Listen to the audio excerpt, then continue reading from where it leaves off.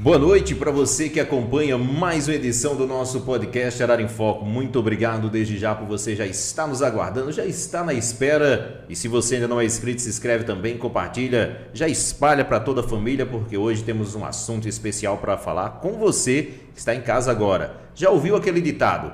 O seu médico quer ter um dedo de prosa com você? Vamos falar do Novembro Azul e nada melhor do que a gente trazer um especialista, um médico que possa trazer todas as informações especiais para a gente. Recebemos com o maior prazer hoje aqui o Dr. Gustavo. Dr. Gustavo, bem-vindo, muito obrigado por ter aceitado o nosso convite. Boa noite, Inácio, boa noite, Frank, boa noite a todos os internautas aí que estão assistindo o portal, o podcast Arara em Foco. Satisfação estar aqui pela primeira vez. Hoje falando especificamente sobre o assunto, sobre câncer de próstata, mas à disposição aí de vocês aqui, de vocês internautas, para falar sobre assunto na área de saúde como um todo. Doutor Gustavo, há sempre um dilema e mesmo com várias informações que a gente tem hoje, ainda há muita dúvida justamente sobre essa questão. E antes da gente falar justamente do câncer de próstata, queria que o senhor pudesse passar uma informação que é realmente a próstata, porque muita gente não tem o conhecimento, né? Boa pergunta, Inácio, justamente para a gente começar pelo começo. Começo, né? Pela raiz. A próstata é justamente uma glândula, né? Um órgão muito pequeno. Eu sempre costumo falar com os homens, quando das minhas palestras, das explanações acerca, que a próstata ela é do tamanho de uma castanhola. Então, arredondada, aquele aspecto muito pequeno, que fica localizada abaixo da bexiga, imediatamente abaixo da bexiga e à frente do reto. Então é uma glândula que ela serve para produzir parte do líquido que é eliminado nas ejaculações. Então é uma glândula que, logicamente, só os homens, só nós que possuímos, e ela serve justamente para nutrir e para fazer parte daquele líquido, do líquido que é lançado nas ejaculações, né, no sêmen. Importantíssima para a questão de nutrição de espermatozoides. Então, a próstata ela produz aquele líquido que também facilita, que também é substrato para que os espermatozoides eles tenham viabilidade. Porque é importante lembrar que nem todos os espermatozoides eles têm viabilidade, né? Então, cada vez que nós eliminamos, são milhões de espermatozoides e alguns deles que conseguem ser viáveis, e quando são viáveis, né, é facilitado e acontece o fenômeno da fecundação, da gravidez, como nós podemos chamar. Justamente, doutor, a questão do câncer hoje tem afetado muitas pessoas já, e às vezes o pessoal deixa para a última hora, às vezes não faz o exame, mas tem uma faixa etária para acometer ou pode o homem ter a qualquer momento? É importante, Inácio, a gente frisar que nesse ano de 2023, a estimativa do Instituto Nacional de Câncer é que nós tenhamos algo em torno de 71 mil casos diagnosticados de câncer de próstata, e desses 71 mil, infelizmente, algo em torno de 16 a 17 mil brasileiros, eles vão morrer por causa da doença e suas complicações.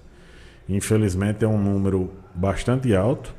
Se nós considerarmos a população de Arara algo em torno de 13, 14 mil pessoas, então é mais de uma arara que nós vamos ter riscadas do nosso país somente neste ano de 2023, e infelizmente pelo tabu, pelo preconceito e pela falta de cuidado que nós homens, eu sempre costumo dizer que nós homens a gente tem tempo para tudo, menos para se cuidar. Eu trago aqui para vocês só um dado da nossa realidade, da realidade local aqui da cidade de Arara, da minha unidade básica de saúde, a unidade de saúde número 5, em que de todo montante que nos procura todas as semanas, algo em torno de 85% é de mulheres e crianças. Então apenas 15% são de homens, os homens com aquela alegação de que não tem tempo, de que tem que trabalhar, de que tem que prover o sustento da sua casa, e terminam deixando a saúde de lado. A faixa etária principal que nós temos a ocorrência do câncer de próstata, a literatura diz que é uma doença da faixa mais idosa, é uma doença de idosos. Só que, infelizmente, ao longo dos anos, a gente tem pego cada vez mais a incidência nas faixas etárias mais novas, mais jovens. Então, homens a partir dos 40, 45 anos, a partir dos 45 anos, nós já estimulamos essa avaliação anual de PSA, de toque retal, de ultrassom, e se casos de família, casos de parente em primeiro grau, leia-se pais ou irmãos, a gente recomenda que esse rastreio ele comece a partir dos 40 anos. Mas infelizmente é o que se tem verificado, as estatísticas têm demonstrado aí ao longo dos anos que a doença tem incidido cada vez mais nas faixas etárias mais jovens. Justamente, doutor, às vezes, como o senhor falou, é falta de conhecimento, e às vezes, porque a gente mora em cidade pequena, há aquela vergonha de chegar para fazer. Mas eu queria que o senhor especificasse aí também sobre essa questão dos exames. Tem o PSA, que é diferente do outro exame, mas também tem todos, cada um tem a sua razão e também tem um efeito que vai ajudar a população para que eles possam ter o conhecimento também, né? Exatamente, Inácio. Eu sempre costumo dizer que é uma tríade, né? Um tripé. Então nós temos primeiramente o PSA, que é aquele exame que o homem faz no sangue, é o exame de sangue que a gente chama de próstata, o PSA. Nós temos a ultrassom da próstata e nós temos o tão falado, tão badalado e o tão temido e o tão temido toque retal. Então essa tríade, esse tripé, faz parte justamente daqueles exames nos quais a gente consegue diagnosticar alguma alteração, e a partir deles é que se partem para exames mais aprofundados, para exames mais específicos, que podem diagnosticar ou não só o câncer de próstata, porque é bom que se chame a atenção, porque o homem não só, a próstata do homem, ela não só pode ser acometida pelo câncer. Nós temos quadros de prostatite, que são inflamações, nós temos quadros de hiperplasia prostática benigna, que é a próstata crescida, que também podem afetar o homem, e nós só conseguimos fechar esses diagnósticos a partir da avaliação desses 3 exames. Então, PSA, ultrassonografia e o toque retal são 3 exames que eles funcionam de forma complementar. Então, o PSA ele não substitui a ultrassom, não substitui o toque retal, nem também a ultrassom, nem também o toque retal substitui nenhum dos outros. Cada um tem a sua função. E juntando esses 3, juntamente com o olhar clínico de quem está examinando, a gente consegue predispor alguma alteração, consegue dar um passo adiante, né? Consegue se antecipar muitas vezes à ocorrência da doença, porque o grande segredo, a grande tecla que a gente bate todos os anos no mês de novembro, né? Aproveitando essa intensificação que acontece com a divulgação do Novembro Azul, mas todos os anos a gente bate na mesma tecla, que é a questão da prevenção. Existe o tabu, principalmente das pessoas mais antigas, de que aquela doença, no tempo que nem se chamava câncer, mas se dizia aquela doença. Então, aquela doença, quando a gente consegue se antecipar, quando a gente consegue descobri-la na fase inicial, perfeitamente curável, perfeitamente tratável, graças a Deus que a medicina já tem avançado muito nas questões pós-tratamento e no tratamento em si. Então, quando se descobre alguma alteração em nível inicial, no nível incipiente, a gente consegue oferecer cura a esse paciente, oferecer qualidade de vida e ele permanece aí no meio da sua família, no meio do seu seio familiar durante muitos anos. Você está acompanhando o nosso podcast Arara em Foco. O bate-papo hoje é com o Dr. Gustavo. Estamos falando sobre câncer de próstata, né? Aproveitando o Novembro Azul, trazendo essa informação para você. Um fato curioso agora, eu também não sabia, doutor, e acabei ouvindo agora do senhor essa questão da próstata inchada. Nem tudo é câncer de próstata. Isso é bom também a gente especificar para quem está em casa agora, porque às vezes o pessoal fica na dúvida de saber. Nem tudo o que acontece ali na próstata pode ser o câncer, não é isso? Exatamente. Então nós temos, é muito comum que a gente tenha no nosso meio a questão das prostatites, que é a próstata inflamada, fica aquela próstata dolorida quando a gente faz o toque, o paciente reclama muito da dor à manipulação, quando a gente chega lá no tecido prostático e que dá uma forçada, ele reclama bastante de dor, o indicativo de prostatite. Tem a questão da próstata crescida, da hiperplasia prostática, que nada mais é do que um aumento.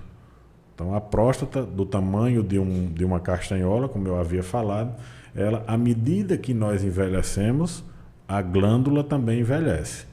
E ao envelhecer, as células elas começam a perder sua forma e a aumentar de tamanho.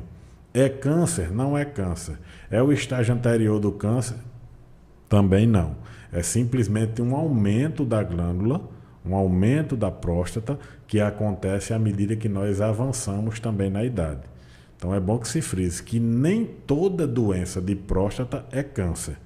Os pacientes, às vezes, eles ficam muito aflitos, ficam muito angustiados, quando a gente faz o toque e diz, olha, está alterado, está um pouco inflamado.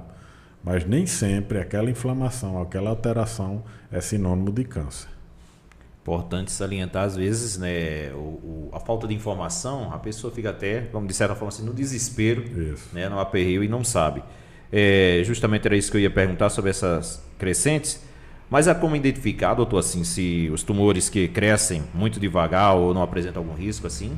Normalmente, Inácio, os tumores de próstata, eles são, na maioria dos casos, eles são tumores de uma evolução lenta. Por isso que pacientes mais idosos, pacientes que chegam a um diagnóstico de câncer de próstata a partir dos 65, dos 70 anos, dificilmente, dependendo do tipo, vai se optar por um tratamento mais radical, por uma cirurgia mais agressiva, por um tratamento de quimioterapia, radioterapia. Então, existe a questão da hormonioterapia. Muitos pacientes, inclusive alguns de vocês que estão nos assistindo aí, já conhecem aquele paciente que vai no hospital de referência de 3 em 3 meses para ser aplicada aquela injeção. Ali é justamente a hormonioterapia, que faz também parte do tratamento. Mas os cânceres, normalmente, eles são mais agressivos quando na faixa etária mais jovem. Os pacientes mais jovens, eles costumam ter cânceres que avançam bastante. Não raro, eles desenvolvem metástases. Pela própria localização da próstata, a qual eu já me referi aqui no início, eles pegam bexiga, pegam intestino, pegam bacia, pegam coluna lombar. Então, não raro os pacientes apresentam bastante dor. Inclusive eu até compartilho aqui com vocês, há uns dias atrás um paciente nos procurou com a queixa de muita dor na coluna, muita dor na região lombar, essa dor irradiando para as pernas. No prosseguimento da investigação, suspeitava eu de uma hérnia de disco, alguma alteração a nível de coluna, então a gente pede a ressonância. Quando pediu a ressonância, estava lá os implantes secundários, que a gente chama de metástases, implantes secundários tanto na coluna lombar como na bacia. Então aí, pela localização, a gente já suspeitou de câncer de próstata com metástase. Quando a gente pediu a biópsia, pediu e veio o resultado da biópsia, infelizmente essa biópsia é positiva. Então aí um paciente jovem, um paciente de 48 anos, salvo engano, que infelizmente já tem a doença instalada e essa doença já se espalhou. Aí já é um quadro mais complicado, já é um quadro mais delicado, que requer um tratamento mais agressivo. Então provavelmente seja indicado cirurgia, seja indicado quimioterapia, radioterapia. Aí a gente já deixa mais a parte da oncologia. Mas, enfim, a gente divide essa experiência com você que está nos assistindo, justamente para chamar a sua atenção acerca da prevenção, acerca dos cuidados anuais que nós homens devemos ter. Não é de estar no posto de saúde, não é de estar no hospital direto, mas eu faço essa convocação pelo menos uma vez no ano, 2 vezes no ano. Procura teu médico da tua unidade de saúde, para dar aquela geral, para fazer aqueles exames, não só de PSA, mas glicose, colesterol, triglicerídeo, a questão renal, questão hepática. Nós somos um conjunto. O ser humano é um conjunto. E ele precisa ser observado, ele precisa ser cuidado também como um todo. Então, a gente, no Novembro Azul, a gente não... Logicamente, ocorre esse foco maior no câncer da próstata, mas a gente não fixa única e exclusivamente na próstata. A gente faz um cuidado global na saúde do homem. Por isso que a gente faz esse apelo, faz essa convocação, lança esse desafio. Para você, homem que não se cuida, para você, homem que não frequenta a sua unidade de saúde, procura teu médico pelo menos 1 a 2 vezes no ano, a fim de dar uma geral, de fazer aquele check-up que tanto se fala por aí afora. Mas tudo passa em torno da prevenção. Tudo é em torno da prevenção, por isso que a gente frisa bem nessa questão da gente se antecipar ao estabelecimento da doença. Você que está acompanhando o nosso podcast Arara em Foco, ainda não se inscreveu? Se inscreve aí, deixa seu like, compartilha e já espalha. O bate-papo hoje é com o Dr. Gustavo, trazendo informações sobre o Novembro Azul. O Novembro Azul que fala muito de câncer de próstata. Mas como disse o Dr. Gustavo, eu acredito que o Novembro Azul também foi criado de uma certa forma para comover a classe masculina a cuidar mais um pouco da sua saúde, né? E aí, Dr. Gustavo, voltando só ao que a questão para que a gente possa falar de outros assuntos da saúde masculina, gera aquela dúvida. Também no câncer de próstata, aparenta algum sintoma, eu sinto alguma coisa, para que quem está em casa vai dizer assim, eu posso estar sentindo isso, é bom eu passar e me cuidar. Tem algum sintoma que apresenta? Pela localização da glândula, pela localização da próstata, são queixas relacionadas à saúde sexual e à saúde urinária, a questão urinária. Então, o que é que o paciente... Principalmente ele alega: olha, doutor, eu estou com dificuldade para urinar. Eu passo a noite todinha indo no banheiro porque eu não consigo urinar. A bexiga enche, ele sente vontade de urinar, sente vontade de fazer xixi, só que a glândula, entenda que uma porção da uretra, uma porção do canal da urina, passa justamente pelo meio da próstata. E à medida que ela cresce, ela fecha essa passagem. E quando ela fecha a passagem, diminui o caminho, diminui a largura daquele caminho para a urina passar. Então o paciente não consegue esvaziar a bexiga totalmente. Por isso que ele passa muitas e muitas vezes com aquela vontade de ir no banheiro. Vai no banheiro, elimina 2, 3 pingos, volta. Mas daí a pouco a bexiga continua cheia. Ele vai ficar com aquela vontade de urinar. Então isso aí, eles nos procuram justamente com essas queixas. Olha, eu estou dessa forma, não tô conseguindo esvaziar, passa a madrugada todinha me levantando para ir no banheiro, boto muita força para fazer xixi e sai 2, 3 pingos. Então isso aí é um indício de que alguma coisa, principalmente relacionada à próstata, está errada. Questão da saúde sexual também. O paciente tem dificuldade de ereção, não tem as ereções que ele tinha anteriormente, não tem a questão da potência sexual que tinha anteriormente, também é um fator que nos chama muita atenção. Mas principalmente essa questão urinária. Não é difícil a gente encontrar nas unidades básicas de saúde, nos hospitais, aqueles pacientes que andam com a bolsa coletora pendurada na calça, justamente aquela bolsa que é o reservatório de armazenamento na urina, porque a urina só consegue ser eliminada com a sonda. Aquela sonda que passa justamente pela uretra, pelo canal da urina. Então, se passa a sonda e a sonda, consequentemente, fica... a urina, consequentemente, é eliminada pela sonda e fica depositada naquela bolsa. Então, aquilo ali, muitas vezes,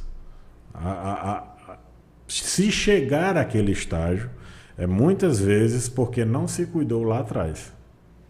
Então, são casos em que a próstata precisa ser operada, mas o paciente não tem condições de cirurgia. Tanto faz cirurgia aberta como cirurgia por vídeo, cirurgia pelo próprio canal, mas muitas vezes os pacientes não conseguem ter acesso ou ter condições clínicas, muitas vezes, de realizar aquela cirurgia, aí eles ficam refém daquela bolsa, ficam refém da sonda. Então, por isso que a gente, até nem mesmo os pacientes, mas as esposas dos pacientes, também, que é quem mais estimulam para que eles façam o controle, para que eles façam a prevenção. Porque o uso daquela sonda ali, desconfortável, a questão sexual, não tem como se ter relação sexual com aquela sonda, com a bolsa coletora, enfim. Então, é um fator, é um parâmetro que envolve todo o contexto familiar. Não só o contexto conjugal, mas o contexto familiar com seus filhos, com sua esposa. E isso influencia. Então, as pacientes, as esposas, elas levam os maridos e dizem: olha, vai se cuidar para tu não ficar com aquela bolsa pendurada. Vai se cuidar para não ficar dependente daquela sonda. Porque nós vemos o sofrimento de quem usa aquele artifício. De quem só consegue eliminar a urina com o uso daquela sonda. Então, por isso aí, são as principais queixas que nós temos. São queixas urinárias e são queixas relacionadas à atividade sexual. Uma das coisas que a gente também sempre escuta no meio da nossa população, da conversa, doutor, geralmente o pessoal diz assim, costuma ir muito no banheiro. Aí diz assim, eu estou urinando igual uma criança pequena, uma criança nova. É normal eles... tá indo direto assim, mesmo que consigam fazer, mas tá indo frequentemente, em pouco tempo? A questão dessa frequência é justamente porque não consegue esvaziar de uma vez. O normal é se esvaziar totalmente de uma vez. Tanto que existe um parâmetro que é medido durante a ultrassonografia, que é chamado de resíduo pós-miccional. Traduzindo, é a urina que fica depois que o médico diz, pronto, pode ir no banheiro fazer xixi. Então, o paciente chega lá para fazer ultrassom de próstata, ultrassom de vias urinárias. Toma bastante água para se encher a bexiga. É feita a primeira parte do exame, depois o que é que o colega diz? Pode ir lá, pode esvaziar a bexiga. Quando vai lá, ele não consegue esvaziar tudo. Quando chega para fazer a segunda parte do exame, está lá a bexiga com um volume muito grande de urina. Então aí não consegui esvaziar totalmente. Por quê? Porque existe alguma obstrução. Existe algum fator que está justamente impedindo daquela urina ser esvaziada. E na maioria das vezes, quase totalidade dos casos, é pelo aumento, é por alguma doença a nível de próstata. O pessoal tem um costume, né? Vai várias vezes, não, eu estou bem, estou com saudade. Até a questão não só da falta de informação, mas de certa forma aquele medo de ir ao médico, né? Medo de descobrir alguma coisa. Já tem um ditado popular que diz isso, eu não vou ao médico é para não descobrir que estou doente. Exatamente. Né? Ele já diz isso. E aí eles dizem, eu já ouvi muito, inclusive pessoas da própria família minha já dizia isso. Tô igual uma criança, tô urinando igual uma criança. Vou frequentemente 1 ou 2 vezes, mas só que em períodos mais curtos, né? E aí o pessoal que está em casa já fica com essa informação, devem procurar porque tem alguma coisa errada, né? Exatamente. Então, queixas urinárias, queixas sexuais, procura a unidade de saúde. Doutor, só uma informação também eu queria saber, porque assim, depois de descoberta, como é o tratamento? Questão da descoberta e pós, né? Pós-descoberta. Eu vou explicar o trâmite, como funciona na nossa realidade. Então, fechando o diagnóstico, a gente encaminha, referencia para a nossa unidade terciária de referência, que é o Hospital da FAP, Campina Grande. E lá o paciente vai passar pelo oncologista, vai passar pelo urologista. Como eu havia falado anteriormente, nem todos os casos vão ser submetidos à cirurgia. A medicina já avançou muito com relação a isso. Então, quimioterapia, radioterapia, hormonioterapia, né? E a própria cirurgia. A cirurgia tem avançado muito nos últimos anos, porque um dos tabus também que a população masculina tem é a questão, eu vou mexer na próstata, eu vou ficar impotente. Antigamente nós tínhamos muitos mais casos de impotência pós-cirúrgica do que nos dias atuais. Então as técnicas cirúrgicas elas têm evoluído, a cirurgia robótica também é um parceiro, é um adjuvante nessa abordagem, justamente porque é bom que se entenda que pelo meio da próstata passam nervos, passam vasos sanguíneos e todo esse sistema reprodutivo masculino ele é interligado. Então, à medida que nós tiramos aquela próstata, é necessário se fazer aquela cirurgia para retirada da doença, para retirada da próstata. Ali, logicamente, filetes nervosos vão ser retirados, vasos sanguíneos vão ser retirados e isso pode refletir secundariamente num quadro de impotência. Então, à medida que a cirurgia, as técnicas cirúrgicas avançam, à medida que a cirurgia robótica ela é incorporada em muitos hospitais de referência, nós temos uma melhora dessa queixa posterior. Então, a impotência pós-cirúrgica é uma realidade, só que é uma realidade muito menor do que nós tínhamos 15, 20 anos atrás.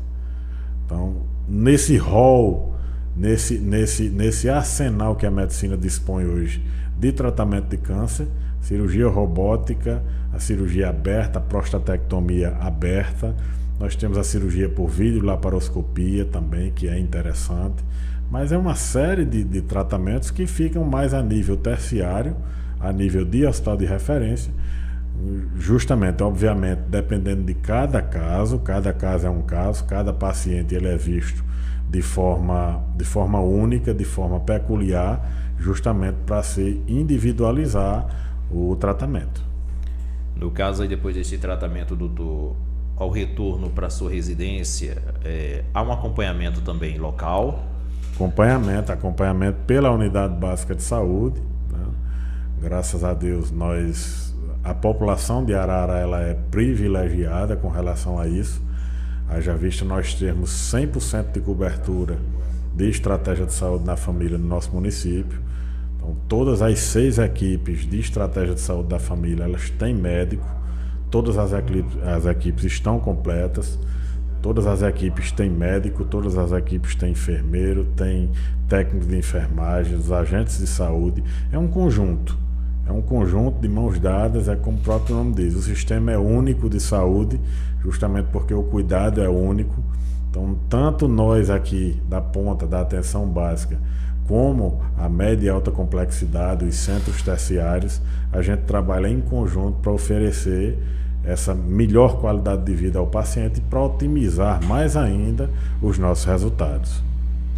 Aqui, justamente, não só na cidade, mas também na sua área ali, há uma procura, assim, como o senhor falou, assim, ainda pouca da população masculina. Mas, assim, eu vejo com esclarecimento, aos poucos o pessoal vai tendo aquele conhecimento e vai tendo uma procura maior. Já teve, assim, casos que hoje pessoas conseguiram recuperar e Sim, tá no perfeitamente, acompanhamento? perfeitamente, né? Nós nós ministramos uma palestra lá no salão paroquial, justamente com a turma da melhor idade, né? Mandar aqui um abraço à nossa secretária Rosa, ao coordenador Berg Meira, e nessa palestra nós falávamos acerca da importância dos cuidados com a saúde, e lá nós tínhamos um paciente que tinha sido submetido à cirurgia, que era submetido aos acompanhamentos semestrais em unidade de referência e estava lá curado. Então a doença vencida, estava aí às portas de receber alta totalmente da unidade de referência, mas justamente porque se fez o diagnóstico no início.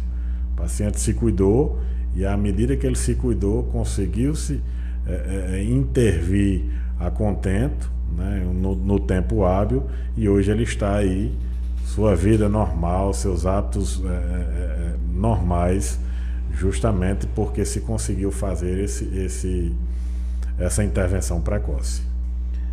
Aí, justamente, doutor, vou pedir mais uma vez se o senhor possa repetir para quem está em casa agora, e a gente aproveitando já a audiência de todos, os exames preventivos que as pessoas devem fazer para que lá na frente não esteja arrependido e não ter se prevenido antes. Então, os exames que a gente possa repetir aqui para que a gente possa acompanhar, né? Pelo menos uma vez no ano, PSA, ultrassom e o toque retal, a partir dos 45 anos. Ah, mas eu não quero fazer o toque, eu ainda tenho o preconceito, eu ainda tenho medo. Toque retal não diminui masculinidade de ninguém. Toque retal não te torna menos homem. Pelo contrário, toque retal mostra que tu tens coragem, que não tem preconceito, que és um lutador pela vida. Porque a gente faz o exame não com o intuito de denegrir a imagem de ninguém, de tornar o paciente menos viril ou do que aquele que não faz o toque. Pelo contrário. O toque retal é um exame que ele é mandatório justamente para provar que você tem coragem, que você tem força, que você não tem preconceito, que gosta de viver e que quer se cuidar. Mas pelo menos uma vez no ano, PSA, ultrassom e o toque retal é o que a gente recomenda, esse tripé aí para os cuidados da próstata. E às vezes o pessoal fica na dúvida também, doutor, mas é algo rápido, não é de ficar o dia todo ali examinando, não. É apenas no máximo 10 segundos. No máximo 10 segundos, que é justamente o tempo em que a gente comprime a glândula, passa o dedo para sentir a consistência, se ela está endurecida, se ela está dolorosa, se tem algum caroço, se tem algum nódulo, porque entendam, pela localização na frente do reto, abaixo da bexiga, quando eu vou no toque retal, eu consigo tocar na superfície da glândula. Eu consigo tocar na próstata. E à medida que eu toco, eu consigo sentir como é que ela está. Se está inflamada, se tem algum caroço, se está endurecida. Tudo isso é importante como fator preditivo de complicações. Tudo isso é importante para a gente definir a conduta e para a gente definir se precisa ou não de algum outro exame. Por isso que a gente frisa que o toque retal não existe substituto. A medicina ainda não conseguiu inventar nada que substituísse a sensibilidade do nosso dedo. Há uns anos atrás, eu acho que uns 2 anos aí, a gente passou por um período de pandemia muito forte em nosso país. E muitas pessoas, inclusive a classe masculina, por não cuidar da saúde, acabavam descobrindo que tinha uma doença ou outra justamente já em cima da hora. E muitas pessoas, eu conheço inclusive pessoas, e infelizmente um amigo acabou perdendo a vida porque acabou descobrindo que tinha justamente o câncer de próstata no período da pandemia e no período que pegou essa doença. Nesse período, doutor, também houve muitas perdas, assim, justamente por isso, porque muitas pessoas não tinham procurado, e quando descobriu, já que a pandemia, justamente a doença, quando veio o coronavírus, atingia justamente as pessoas que tinham, de certa forma, uma doença ali escondida? Infelizmente, Inácio, foi uma herança maldita que essa situação nos deixou. Graças a Deus que nós estamos aprendendo a conviver com o vírus, a conviver com a Covid. É bom que se frise que a doença nunca acabou. Ela nunca acabou. Simplesmente o vírus, ele deixou de matar. Mas ele deixou de matar porque a população está vacinada. A maioria da população está vacinada, por isso que o vírus ele foi perdendo a sua força, ele foi matando, tirando menos pessoas do nosso convívio. Mas nesses 2, 3 anos de pandemia, a saúde pública como um todo, ela viveu um dos períodos mais sombrios da sua história. Porque nós regredimos mais de 100 anos. Regredimos em prevenção, nós regredimos em vacinação, nós regredimos em número de mortes por doenças evitáveis, nós regredimos no número de... Nós diminuímos o grau de prevenção em doenças como hipertensão, diabetes, e nós evoluímos de forma negativa. Quando eu digo regredir, é a mesma coisa de evoluir negativamente.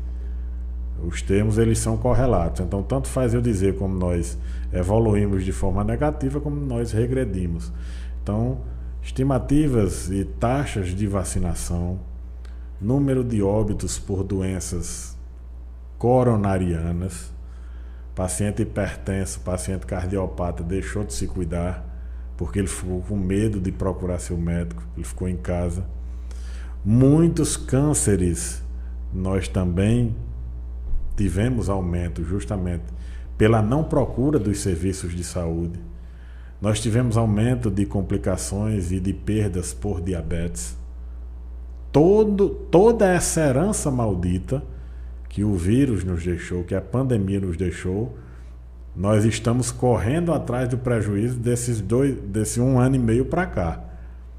Quando houve um arrefecimento da doença, quando houve uma diminuição das mortes, quando a população começou a se acostumar a viver com o vírus, que ele está no meio de nós, o vírus está no nosso meio, ele nunca saiu e talvez nunca sairá.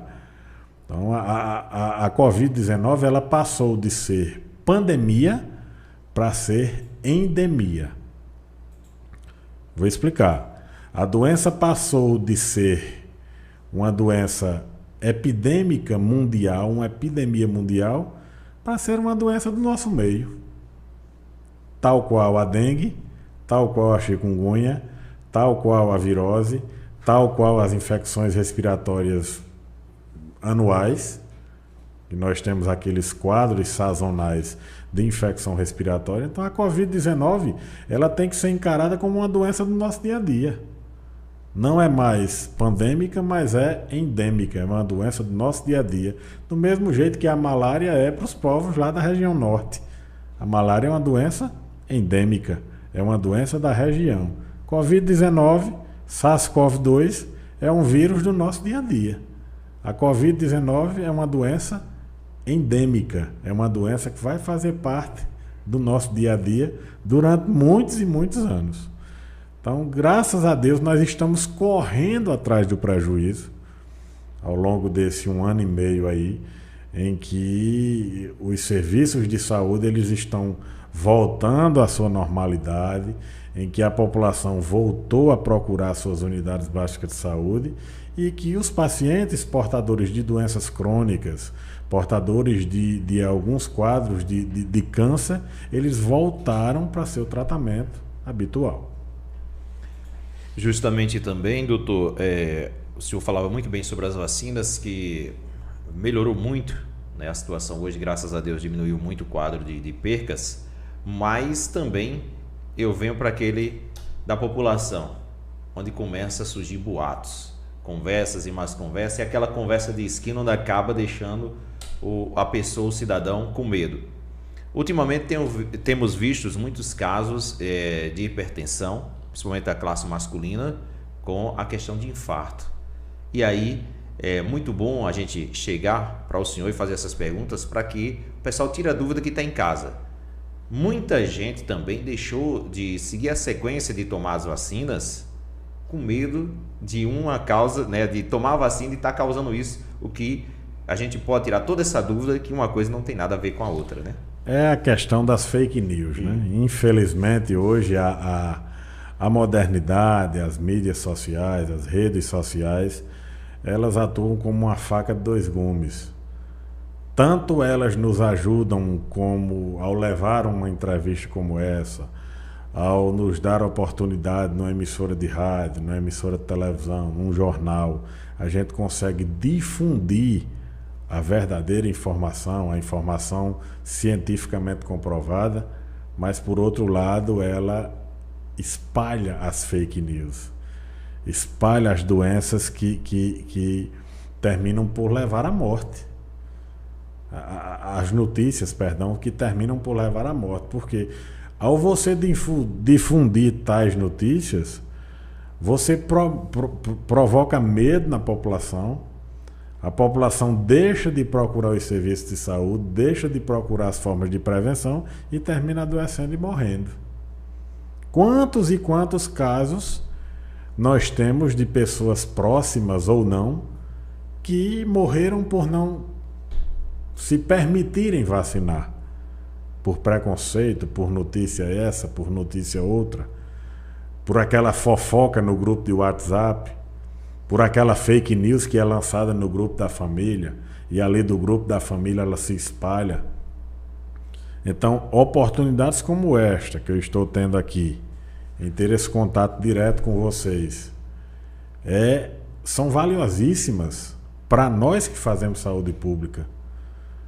Porque vocês não fazem ideia da angústia que nós passávamos quando surgiam as vacinas, quando nós batíamos na tecla de que a única forma que nós venceríamos essa doença era justamente com a vacinação. Não existia receita mágica, não existia varinha de condão, não existia estalar de dedos que nos fizesse passar por toda essa agonia que nós passamos. Quantos e quantos ararenses nós não perdemos? E aqui eu não vou nem citar, porque uma boa parte deles passou por nós. Enquanto, na época eu não era ainda da Unidade Básica de Saúde, mas era plantonista do Hospital Municipal. Mas quantos e quantos que infelizmente eu transferi e que não voltaram? Voltaram mortos. Mas quantas pessoas ao redor do Brasil não morreram por não se vacinar? Mas aí você rebate de lá para cá. Sim, mas fulano se vacinou e também morreu.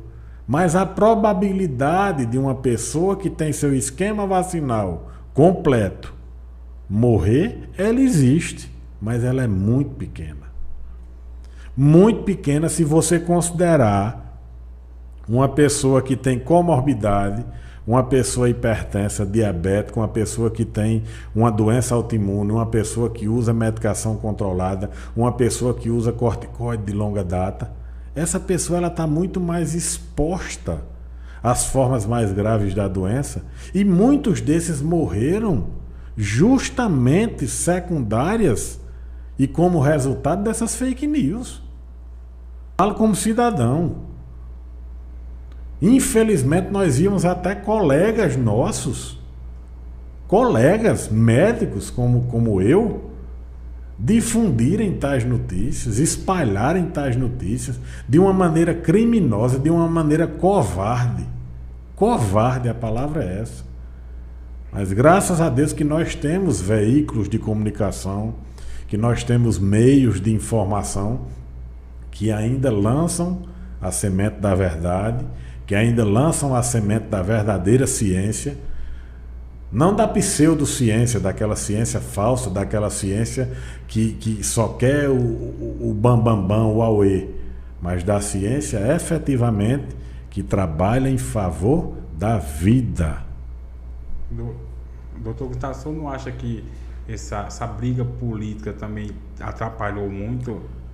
Com certeza, Frank, com certeza. A gente entrou aí num viés, numa trincheira política totalmente sem sentido, Eles e aqueles, os que queriam se vacinar e os que não queriam, numa discussão totalmente sem sentido, sem lógica.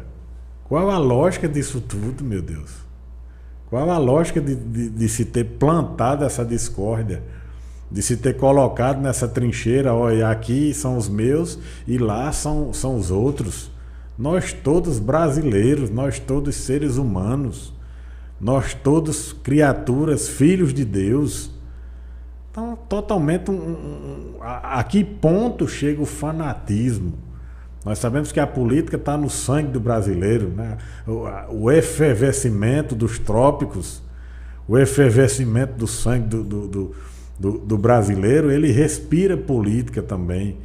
Só que chega a um determinado ponto que a irracionalidade tomou conta dos dois lados.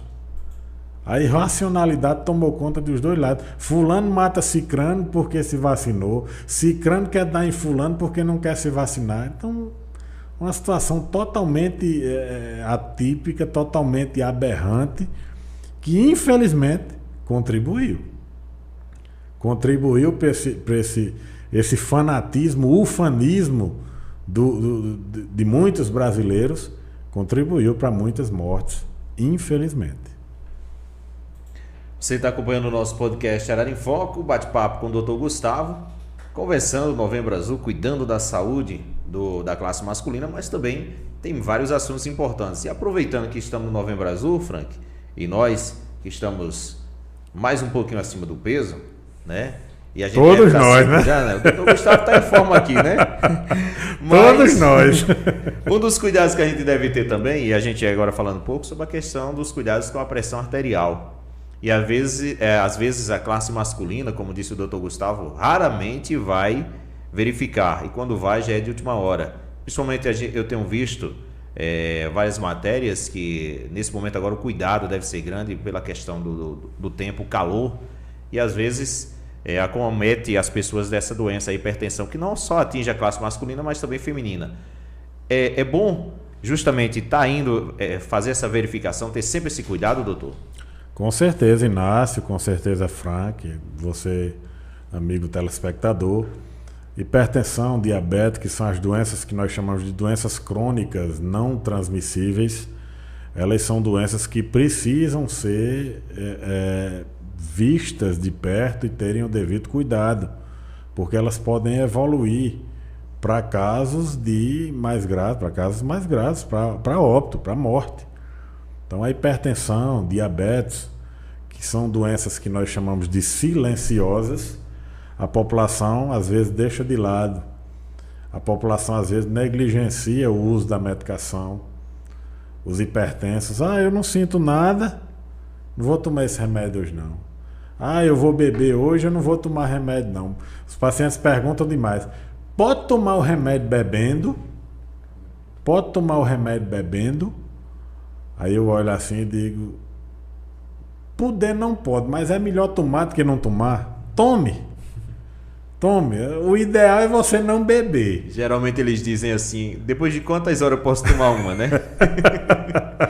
Então eles dizem, eu posso tomar o remédio no dia que eu for beber. Eu disse, o ideal era não beber, mas tome seu remédio, não fique sem tomar não. Principalmente diabetes. Diabetes, vocês não fazem ideia dos males que o diabetes pode causar, das complicações vasculares, pessoas com pernas, com pés amputados, pessoas com dedos amputados, pessoas cegas, pessoas refém de máquina de hemodiálise, tudo por causa de diabetes descompensado. De diabetes, que é aquela doença que você diz, não, eu não sinto nada, mas você faz uma glicemia, a glicemia 300, 400. Você chega no pronto atendimento, na urgência, faz uma glicemia no dedo, dá HI. HI significa que ela está tão alta que o aparelho não consegue nem ler. Então, mas não sente nada, está tudo em ordem, está tudo normal. E não está. As manifestações do diabetes que anda pareado com a hipertensão. A glicose em excesso, ela vai acabando, vai destruindo a parte interna das nossas artérias, facilitando a ocorrência de AVC, facilitando a ocorrência de infarto, facilitando a ocorrência de morte súbita. A hipertensão, quando a gente negligencia, atenção você hipertenso, você que tem pressão alta, que toma seu remédio só quando se lembra, que toma seu remédio só quando tem uma dor de cabeça, que lembra que tem pressão alta. Cuidado, cuidado. Quantos e quantos jovens a gente não tem pego com AVC, com infarto? Então, tudo isso por causa da negligência com a medicação, da negligência com a dieta, da negligência com a falta de atividade física. Infelizmente, eu vivo num ritmo muito desenfreado de trabalho, de compromissos. Eu tenho pouco tempo para se dedicar à minha saúde. Aqui fazendo até um meia-culpa, né? Então o doutor passa o programa todinho falando... Você cuida da saúde dos outros e... O doutor passa o programa todinho falando de prevenção, ele negligencia a própria saúde dele. Mas, enfim, pelo ritmo de vida, pelas obrigações, pelos trabalhos que a gente tem um pouquinho menos tempo do que deveria para cuidar da nossa saúde, mas sempre que eu posso, eu faço um exercício, faço minha caminhada, tomo minha medicação de pressão, procuro ter cuidado na questão alimentar, eu não consumo refrigerante, eu procuro evitar comidas com sal, eu procuro não exagerar nos carboidratos, se bem que é o meu calcanhar de Aquiles, mas a gente tem que ter essa força de vontade, mas não podemos parar de tomar a nossa medicação, de fazer o controle da dieta, de fazer o controle de atividade física. Porque nós precisamos nos cuidar. Nós, homens, precisamos nos cuidar sempre para que nós possamos conviver mais com nossos filhos, conviver com nossa família, para que nós possamos conviver com nossos amigos e viver. Viver de maneira saudável, de maneira satisfatória. Mas isso aí fica o recado para todos nós, né? Para nós três aqui. Dá um exemplo aí. E para quem está nos assistindo, que se cuide e não negligencie, não deixe de lado aqueles horários de medicação. Os horários que a gente prescreve é justamente para ser seguido de forma régia, a fim de que o remédio faça o efeito e que você tenha a sua proteção cardiovascular, tenha o seu controle adequado de diabetes, para que nós não tenhamos as complicações rotineiras. Se a pessoa tem problema de esquece de tomar, vale também você anotar na geladeira, botar um alarme no celular, para o horário, eu preciso tomar 10 horas, bota lá o celularzinho para tocar. Isso. Você não tem celular, manda alguém escrever num papelzinho, bota onde você mais fica, na geladeira, na sala. Tem a estratégia, cada um tem que procurar a sua estratégia para não deixar a medicação de lado. Aproveitando a deixa aqui do Frank também, doutor, tem muita gente que tem a questão dos horários, não consegue controlar seus horários, aí toma hoje 9 horas, amanhã toma de 10, no outro dia toma de 11. Tem efeitos colaterais não tomar isso regularmente no horário correto? A questão é porque quando nós prescrevemos determinado tipo de medicação, ela tem o que nós chamamos de meia-vida. Meia-vida, justamente na farmacologia, a meia-vida é o período em que a medicação faz o efeito e começa a decair. Isso é o que chamamos de meia-vida. Digamos, quando nós administramos um medicamento de 12 em 12 horas, porque a meia-vida dele ele vai começar a perder o seu efeito com essas 12 horas. Quando a gente deixa o horário passar, quando a gente só se lembra 2, 3 horas depois, o que é importante, tome, não interessa, tome o remédio. Mas essas 2, 3 horas em que a gente passou, digamos, desacobertado, sem a cobertura, sem a proteção da medicação, elas podem nos custar caro. Por isso que eu digo, a questão tem que cumprir criteriosamente. De 8 em 8 horas, de 8 em 8 horas. De 12 em 12 horas, de 12 em 12 horas. Porque aí o tempo que a gente passa sem, é um tempo que a gente passa sem a proteção. E aí também eu vou agora lhe fazer uma pergunta, inclusive também, até porque já teve casos na minha família que foi a questão do diabetes. Meu pai tinha, veio a depois falecer com problemas justamente da diabetes. Um irmão acho que encostado mais velho, também teve, inclusive com a perda da visão, e depois também acabou falecendo. E essa doença, diabetes, ela é hereditária ou as pessoas podem pegar ela, assim, como dizer assim, seja contagiosa? Como é, doutor? Explica aí para quem está em casa. Não que seja contagiosa, né? Porque é uma doença, nós chamamos de doença não transmissível. Doenças crônicas não transmissíveis. Entra aí principalmente hipertensão e diabetes. Mas no seu caso, a hereditariedade conta muito.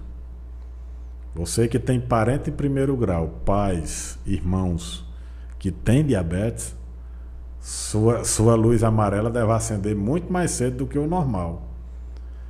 A diabetes é uma doença hereditária, não totalmente, mas a hereditariedade influencia. Mas a diabetes, nem só a diabetes, mas também a hipertensão, são as doenças que dependem dos nossos hábitos de vida. Se eu sou obeso, se eu tenho um uso exagerado, ingestão exagerada de carboidrato, não pratico atividade física, não tenho bons hábitos de vida, não tenho aquele sono, aquelas horas de sono que é para ter, tudo isso é fator que predisponente à ocorrência da doença. Diabetes é uma doença que 20, 30 anos atrás, a gente não via diabetes em pessoas 25, 26 anos. Por quê? Porque os hábitos das gerações passadas eram mais saudáveis do que os nossos hábitos de hoje. Os alimentos que se consumia 20, 30 anos atrás eram alimentos com muito menos química do que nós temos hoje. Os alimentos ultraprocessados, refrigerantes, industrializados, biscoitos recheados, bolachas recheadas, todos esses alimentos a gente chama de alimentos ultraprocessados. Então são alimentos que têm muita química, que têm muito veneno. Literalmente é isso mesmo, veneno. Aqueles conservantes para dar aquele gosto, para dar aquele sabor, para dar aquele cheiro, para nos iludir, para nos pescar até mesmo pelo olhar, justamente aquela química, ela é muito prejudicial.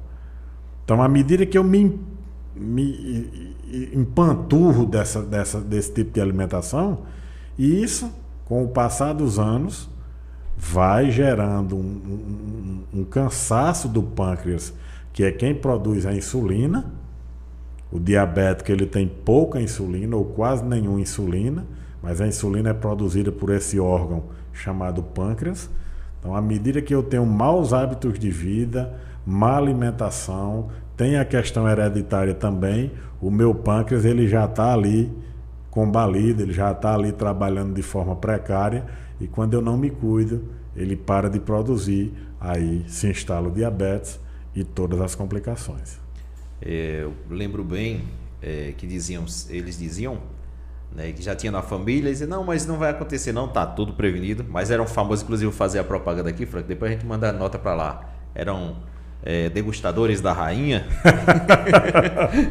e exageravam, né? Já tinha uma recomendação médica, você não pode beber, não pode exagerar em tal coisa, mas eles exageravam. E aí, como o senhor falou agora há pouco, antes a gente só via em casos acima de 40 e pouco, eles nessa idade foram descobrir que estavam já com a diabetes muito alta. Hoje a gente vê jovens já nessa situação.